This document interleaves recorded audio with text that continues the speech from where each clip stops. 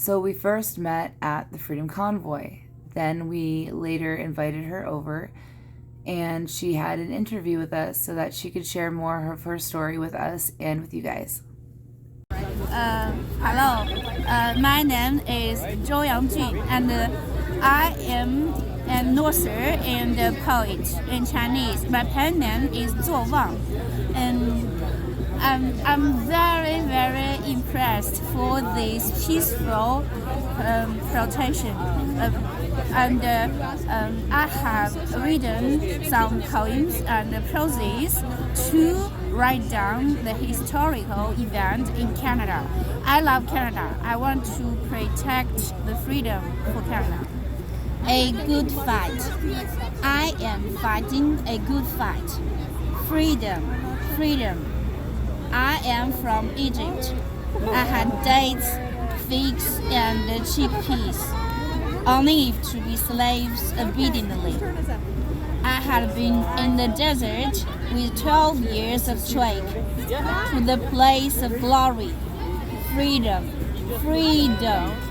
Today, I am fighting a good fight with truckers from Alberta, farmers from Nova Scotia, young students from Trois-Rivières, and veterans with military medals. All together we unite. Freedom, freedom. We are fighting for our great, kind, peaceful, full of love Canada. Freedom, freedom. We should take back our freedom, which is bestowed by God. My pen name is Zuowang.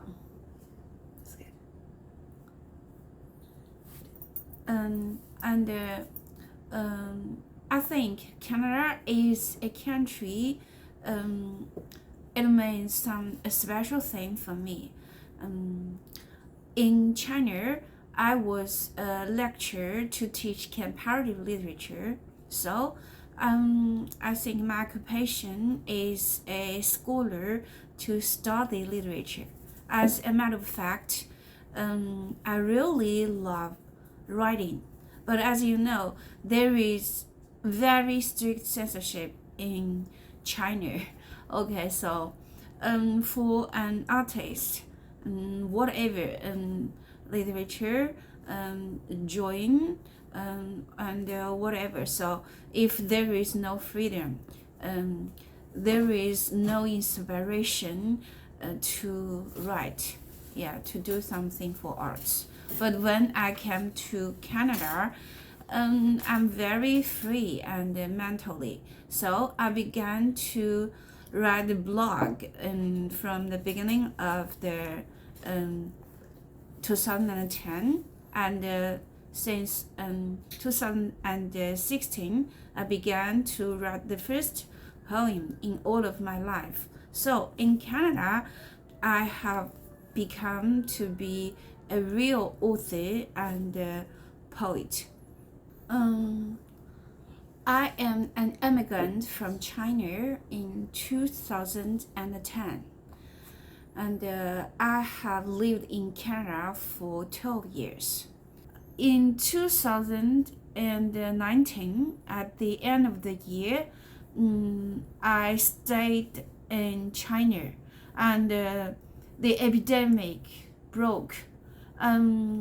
At the beginning of the breaking, there is no strict censorship, so I can get many information, formal and informal. And because I am a writer, I'm very sensitive to these things, and I found that it's very, very serious. There is a disaster, and it is breaking in China, and it will spread out to the other world. And I think it's the first Spring Festival, and I wrote an ancient Chinese magical poem. And in my poem, I said, there is a disaster is breaking out. But some of Chinese readers, they were very angry. They said, I'm like a bad witch, and I predict very bad things because I don't love China, and I was very awkward.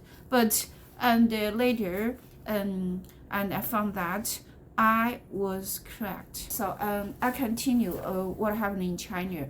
At that moment, I wrote many poems, ancient magic poems and freestyle poems to document the history, and but most of them are removed by the internet for the very strict censorship, and I can't help crying, and there is a poem about a young boy, and he was about 6 years old, and it's the same age with my young son, and he was found in an apartment, and there is a old man's body with him.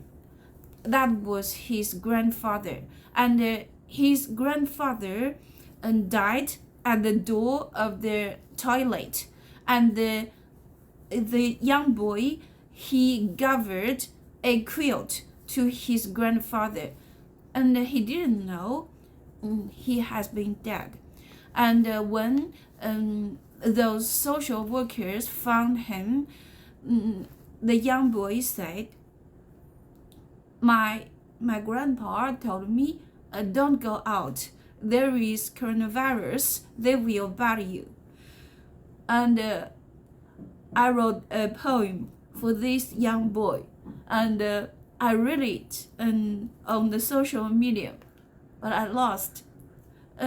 Even though this poem was reading out, and many readers have read it, but it was deleted by the internet, by Chinese internet. Okay, I think the English title is To a 6 years old little boy. Okay, I will read in my native language. 致一位6岁的小男孩，宝啊，防护服照严实的你，有一双黑眼睛，稚嫩天真的表情。宝啊，你看上去一点点像我的二冬瓜，另一个6岁的小男孩。世界上所有的小男孩都来自理念中的小男孩，都有一点点像呢。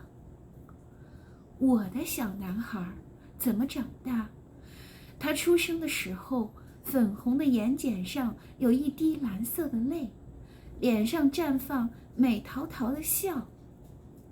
摇摇摆摆走路的时节，要我陪着拉臭臭，因为妈妈很爱我，所以就不臭了。他认真复述我的话，已经能够正确转换人称代词。一眨眼6岁了，二冬瓜已经换了第3个小女朋友。旅行的时候，用酒店的便条写了一篇讽刺哥哥的英语小品文。话说我老兄那是够傻的，被我揪着背中文古诗，哭得梨花带雨。宝啊，我的宝啊，你是不是也有一个和我一样的妈妈？卫生间倒地不起，叮嘱你不要出门，有病毒。你的爷爷是不是也曾津津乐道你所有的鸡毛琐事，满满的爱意和忍俊不禁？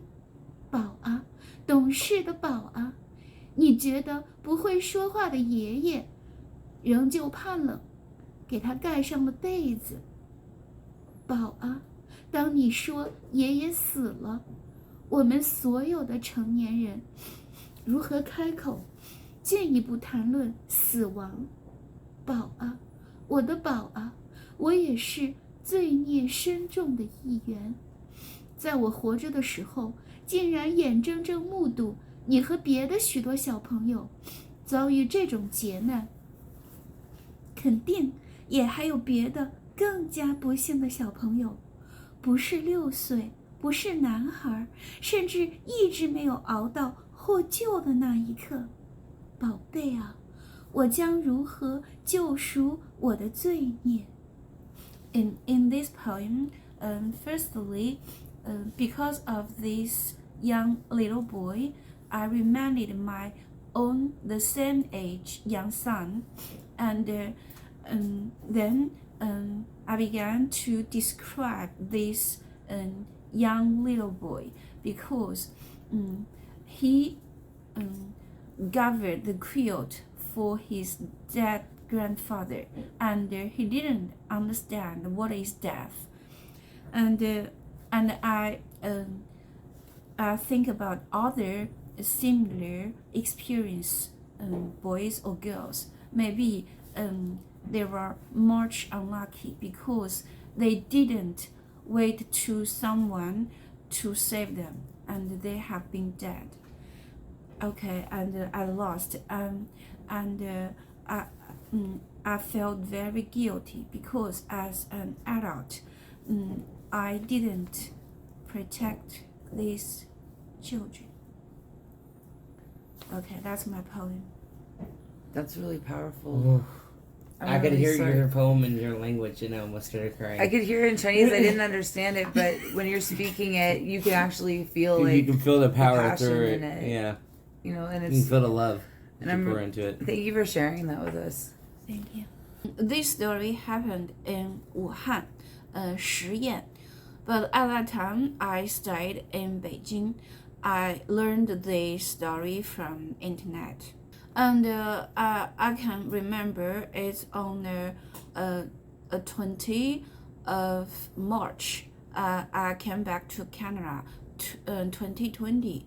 And before, I have to change my flights for several times because the airplane was cancelled, and I have to rebook again and again. At last, I came back to Canada, and at that moment, it's the beginning of the epidemic in Canada. And one of my friends, and she said to me, now, as you know, there is a Fang diary in China. Now you can write down your epidemic diary in Canada. And because I have a very funny pen name, the name is Wen Gou Gou, and he said Gou Gou, maybe it means oral dog, okay, orally dog. And he said you can write down the dodgy diary. I said, oh, that's okay. And then I began to write diaries to record the epidemic in Canada. Without any doubts, most of them are blocked by net too. Okay, because I wrote them in Chinese, so it was blocked by Chinese internet. So I'm wondering, why do they block what you're writing? Because maybe it's very difficult for you to understand, and I think there are two reasons. One is that according to the history of China, there is such very malicious and wicked tradition. It's the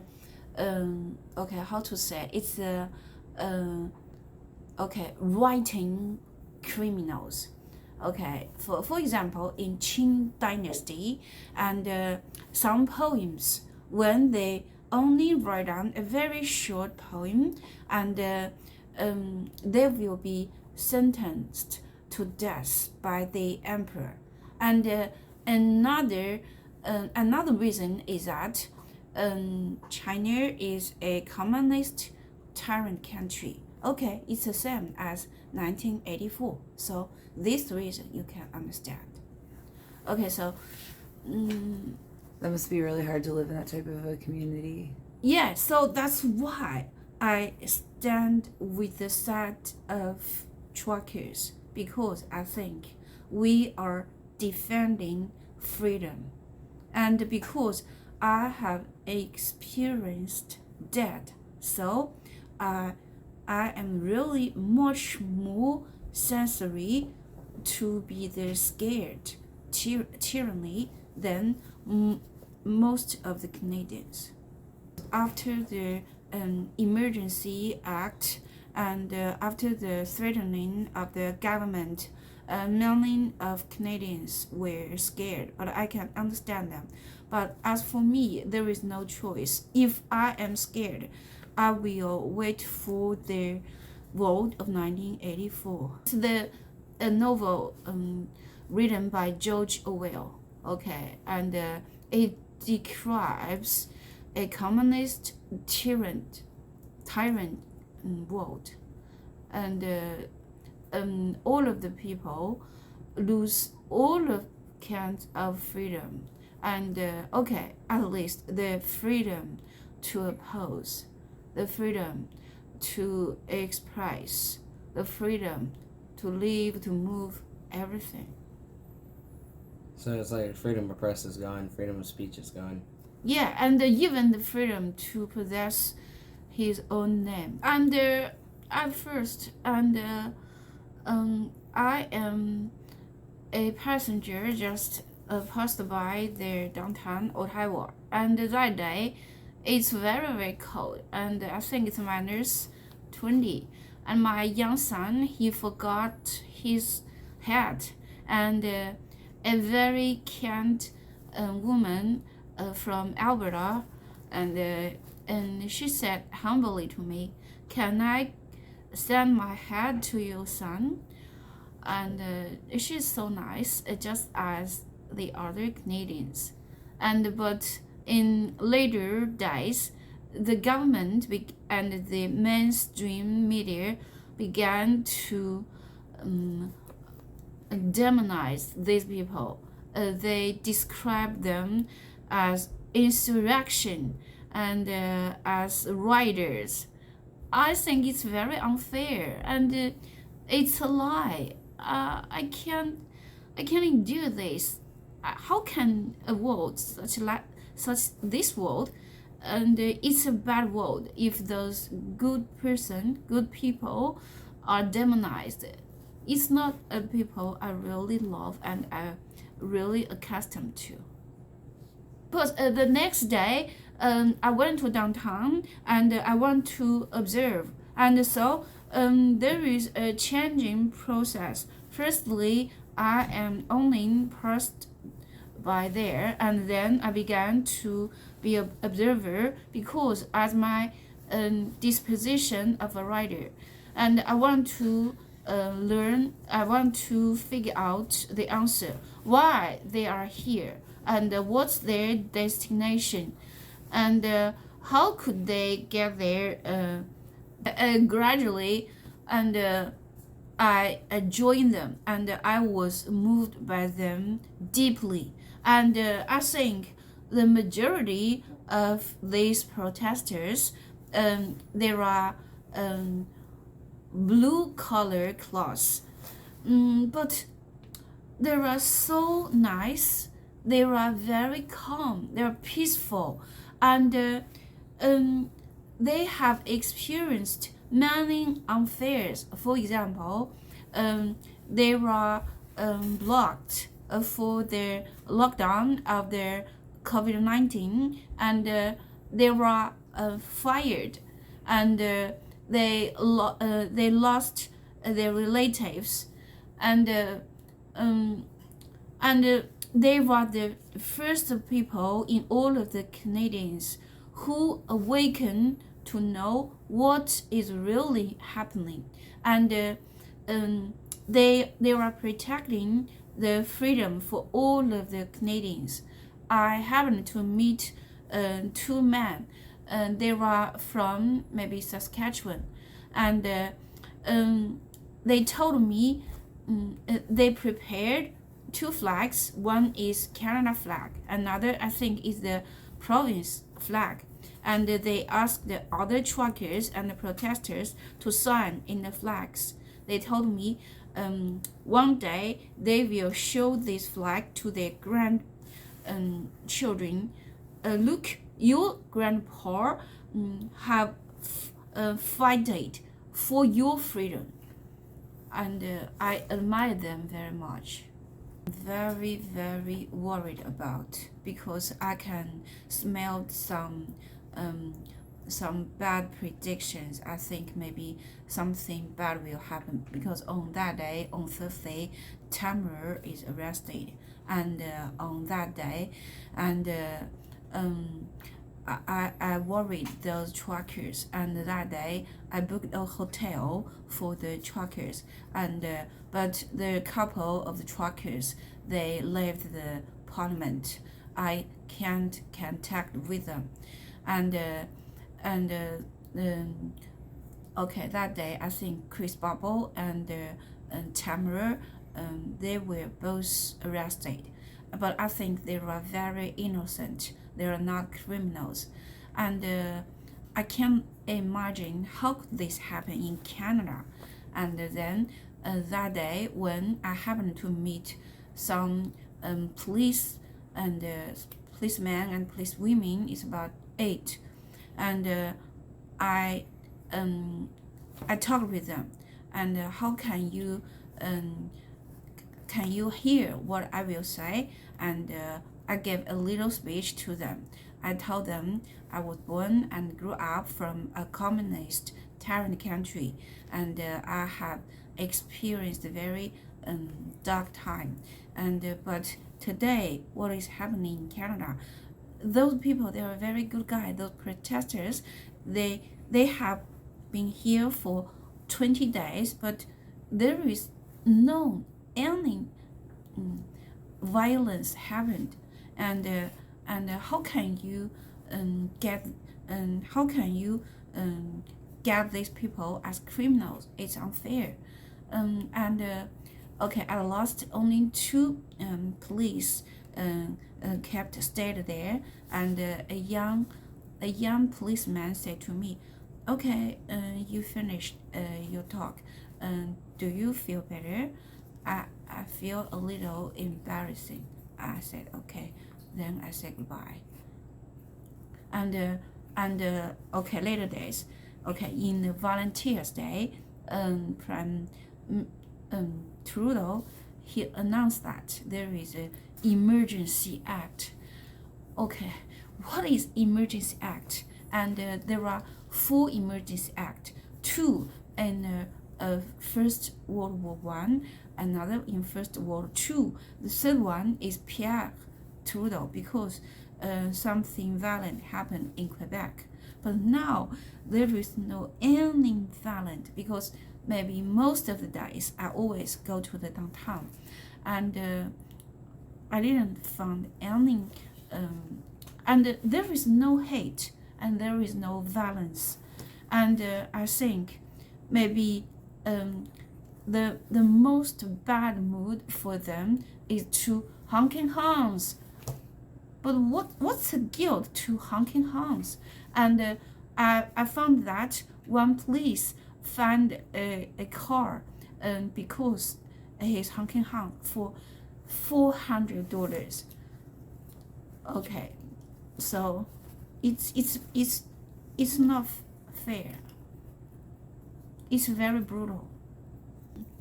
I can remember some things which moved me, touched me deeply. For example,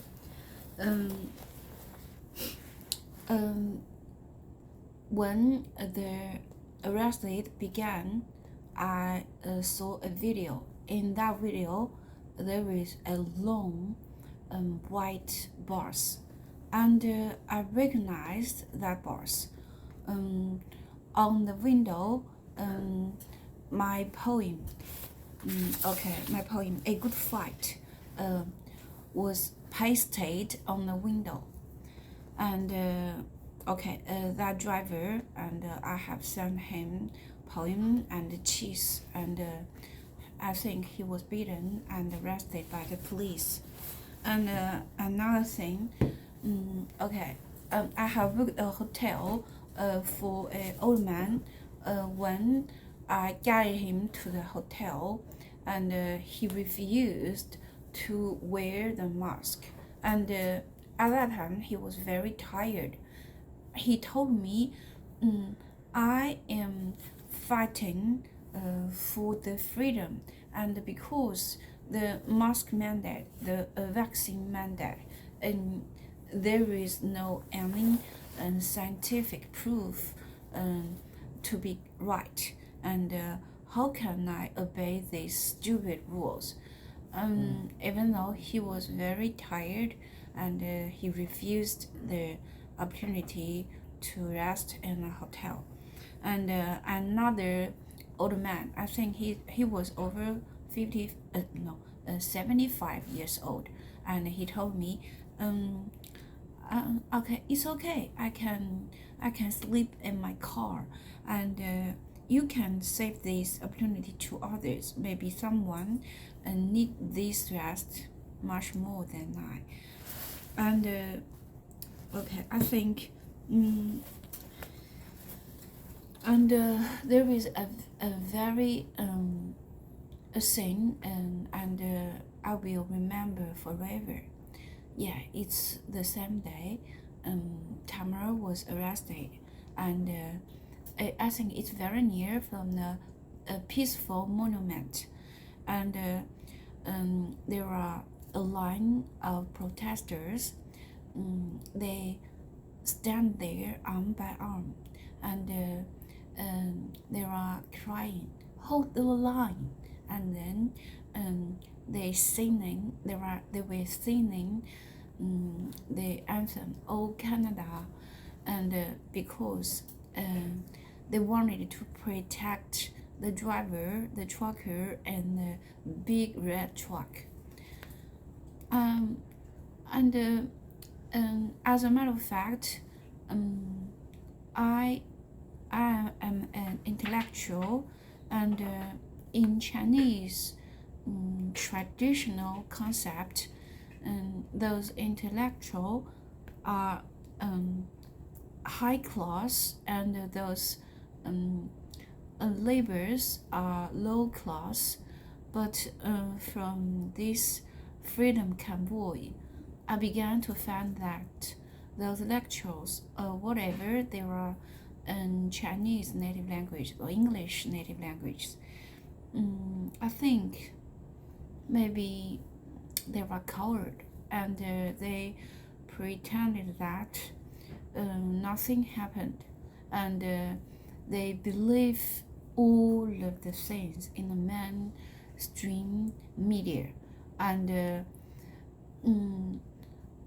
they don't care those historical events in Canada, but those blue-collar class, the truckers and the nurses and many others,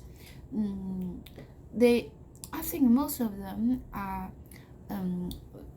very loyal Christians, and because they believe in God, and they were not polluted, and they were not washed brand by these decades left-wing education, and they were sensory enough to know what crisis is threatening Canada, and they are so brave, and they stand up to protect Canada. They are true Canadian patriots.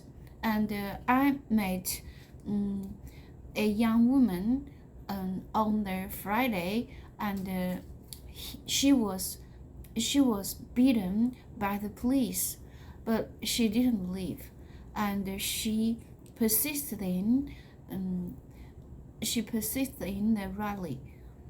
And I think these men, these people, these men, these women, they are so sublime. They teach me a good lesson. yeah, I admire them very much. Hello, and I think now it's the darkest hour for Canada, but I think many of Canadians they don't realize it, and I think the President Reagan he has said that it's only for one generation to lose freedom, and we should remember and we should think it over. And if we lose the freedom, it's very, very difficult to get it back. Freedom is not free.